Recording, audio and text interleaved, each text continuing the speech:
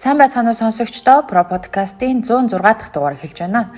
Би та бүхэнд нийтлэг үлдэгдэг гэмт хэрэг зөрчлийн талаар тодорхой жишээ, тоо баримт дээр тулгуурлан урьдчилан сэргийлэх мэдээллийг хүргэж байгаа илээ.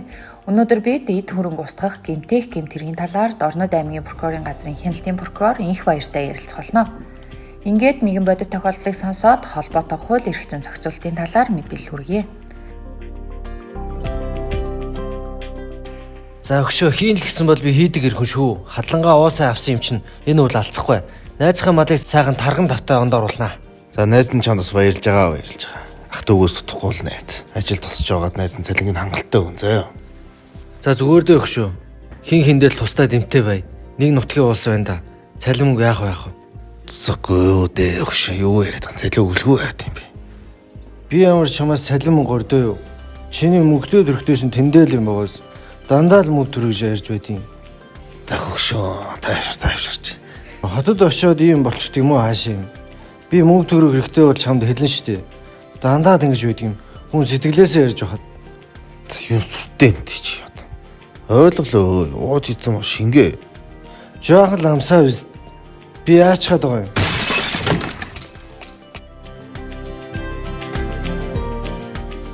За танд энэ өдрийн мэнд хүргэе. Дорнод аймгийн прокурорын газраас холбогдож Про подкастт оролцож байгаа танд баярлалаа. За баярлалаа. Та бүхэнд энэ өдрийн мэндийг хүргэе. За тэгэхээр нэг ийм тохиолдол болж байна. Дээрх тохиолдолд гарч буй иргэн нь одоо бусдын машинд явж байхдаа маргаан үүсгэж машиныхын цонхыг хагалснаар тухайн иргэн 7 сая орчим төгрөгийн хохирол учирсан байна.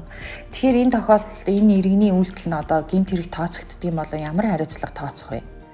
За дээрх тохиолдолд бол бусдын эд хөрөнгийн хууль бусаар устгах хэмжээсний улмаас бага хэмжээнээс дээш буюу 300 мянган төгрөгөөс дээш хохируулж ирсэн байх тул гэмт хэрэг үйлцэн тооцно. За ингэхдээ өөрийн үйлдэлийн хууль бус шинжийг ухамсарлан бусдын эд хөрөнгөө тохирол учрахыг мэдсээр байж зориуд хохирол хориг шиг дүргэж гэмт бүргийн санаатай хэлбэрээр тухайн иргэн 7 сая төгрөгийн хохируулж ирүүлсэн байна.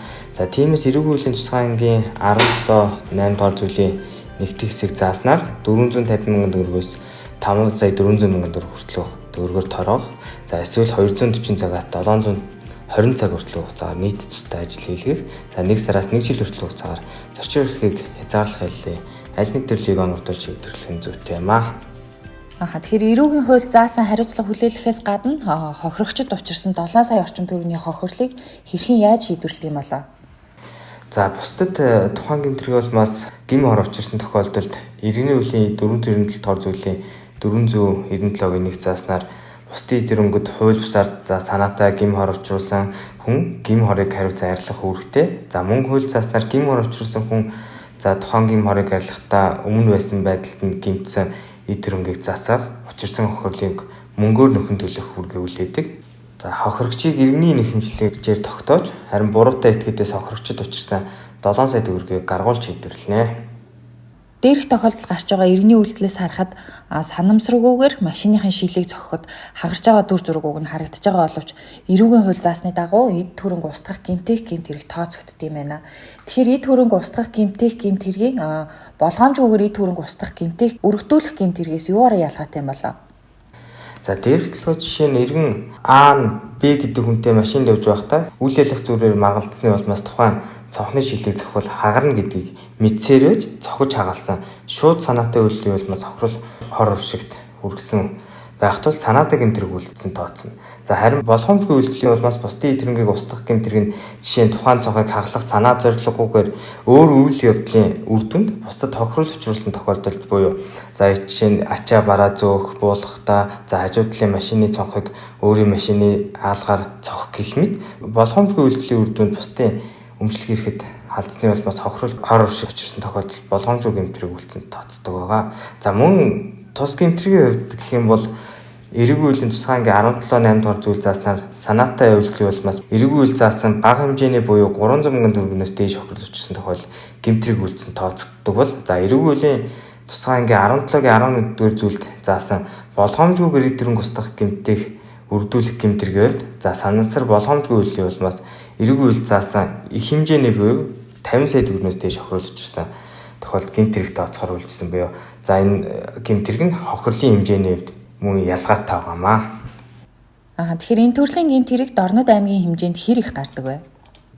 За Дорн аймгийн хэмжээнд гэх юм бол 2021 онд 9 эргийг шалгах шийдвэрлэж байсан бол за 2022 оны эхний 10 сарын байдлаар 14 эргийг шалгасан. Мөн оны үеэс эд хөрөнгө устгах гэмтрийн тоон 5 буюу 35.7%-аар өссөн үзүүлэлттэй байгаа. За дээр төрлийн гэмтрийг судалж үзэхэд гол төлөв гэр бүл, найз нөхөд, танилцлын өрөөлд архитын согтуурдаг байдлаас шалтгаалж гэмтрийн дийлэнх хөв нь үлдэж байна. За жишээ нь найз нөхдөөрөө архитын согтурж байгаа иргэн А, за иргэн Б-тэй үйлчлэх зүйлээр болж маралдсны улмаас А иргэн Б-гийн за гар утсыг авч шийдсэн.